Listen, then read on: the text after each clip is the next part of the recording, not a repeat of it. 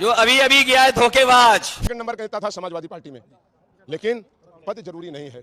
जहां सिद्धांत और विचारधाराओं का हनन हो, जहां हिंदुत्व पर हमला हो, जहां रामचरितमानस जलाई जाए, जहां दुर्गा माता और लक्ष्मी जी को डायन कहा जाए। और ये जो अभी अभी गया है धोखेबाज,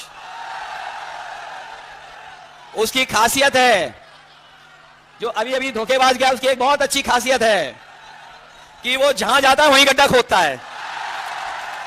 इसलिए सावधान हो कि नहीं हो। आपके एक वोट से लाखों वोट से तो राहुल गांधी जी जीतेंगे ही जीतेंगे, लेकिन इन धोखेबाजों से भी हिसाब किताब होगा। मैंने सुना है कि कोई धोखेबाज जो समाजवादियों को धोखा दे करके अपने घर पर 2 नंबर वाले नेता को बुलाया था। कौन से नंबर वाले नेता को? अरे भाई, मैं नहीं बोल सकता 2 नंबरी नेता। तो इसलिए रायबरेली वालों और समाजवादियों, ये आपकी भी परीक्षा है कि अगर कांग्रेस पार्टी आगे बढ़ रही है तो 5 लाख से ज्यादा वोट जिताने का काम करना, इसलिए जिताना।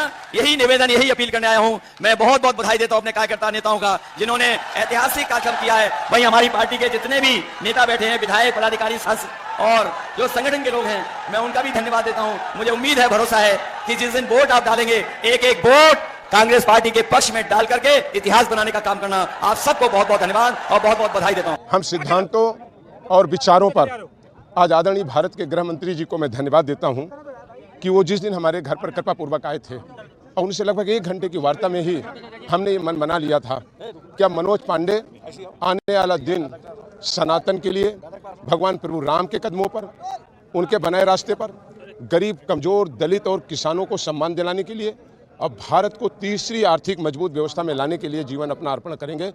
और मैं आज कह सकता हूं कि आज जब ये दुनिया का में भारत जैसे बड़े लोकतांत्रिक देश में महापर्व हो चुनाव का, उसमें केवल 2 शक्तियों में लड़ाई है।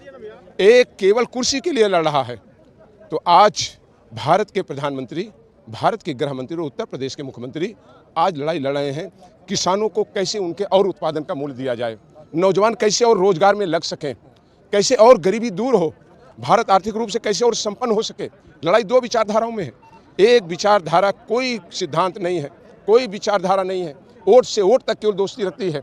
जिस रायबरेली की धरती पर खड़े हैं, हम सभी पत्रकार भाइयों से कहते हैं, चुनौती देते हैं, वो दिन बताइए 5 साल में जब गांधी परिवार का कोई फैमिली किसी की मौत पर आया हो, किसी के मरने पर आया हो, किसी के सुख में आया हो, किसी सड़क को बनवाने आया हो, नहरों में पानी देने आया हो, और अगर नहीं आया तो वोट मांगने का लोकतंत्र में कोई अधिकार नहीं रह जाता। ऐसी क्या परेशानी रही? काफी लंबे समय पर 2 दर्जे की सीट पर थे, सेकंड नंबर के नेता थे, यहाँ पर ऐसी क्या परेशानी रही? ठीक है, मैं सेकंड नंबर का नेता था समाजवादी पार्टी में, लेकिन पद जरूरी नहीं है।